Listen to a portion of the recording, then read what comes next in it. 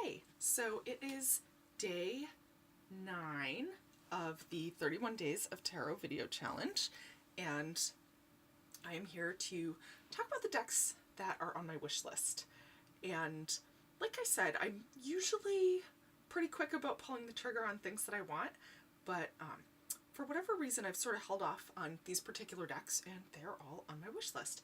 So there are 3 tarot decks and 2 oracle decks that I'm sort of waiting for.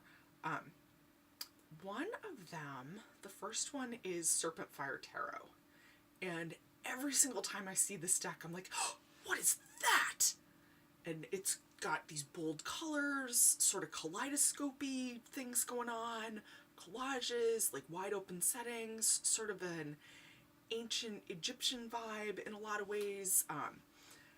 It's just really cool and bright and vivid, and I want a copy, and I have no idea why I haven't purchased one yet.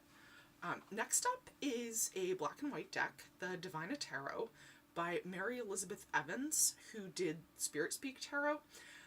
I don't have Spirit Speak Tarot, and I'm not really sure why the Divina Tarot draws me in more than that one does, but it does, so go figure.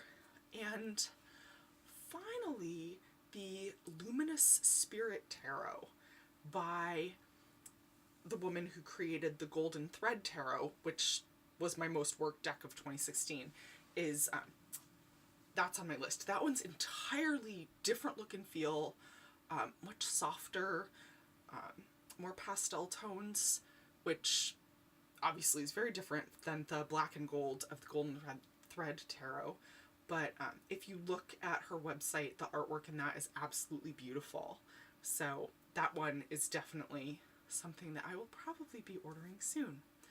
Now for oracle decks, I am crushing out on the Arthur Rackham Oracle, and he was an illustrator in the late, well, I want to say very late 1800s into the early 1900s, and when I was little, I had a number of my grandmother's children's books, and one of them had amazing illustrations by Arthur Rackham, and I just completely fell in love with his artwork.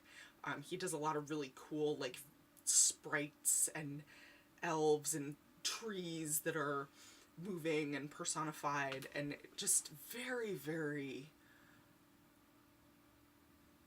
powerful to me. Even as a child, I was just absolutely captivated by his artwork, and so that is definitely a deck that I will own at some point. And the final deck that I'm interested in is the Moon Angels deck from Rebecca Erev, and